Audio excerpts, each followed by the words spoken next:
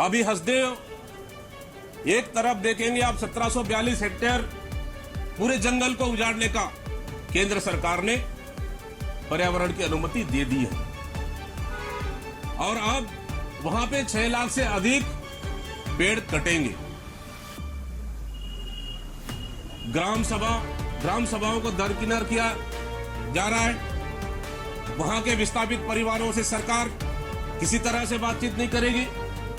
सीधे बंदूक के नोक पर 1742 हेक्टेयर में जो वहां के वन है, जंगल है, उसको काटने का काम करेगी। इसको लेकर कल पूरे प्रदेश से और प्रदेश से बाहर से भी बहुत सारे सामाजिक स्तर पर और बहुत सारे ऐसे बुद्धिजीवी आ रहे हैं जहां वहां बैठक होगी और कल बैठक के बाद कल आगे क्या करना है वहां निर्णय होगा और निश्चित रूप से आंदोलन का रूपरेखा वहां से कांग्रेस पार्टी आगे बनाएगी।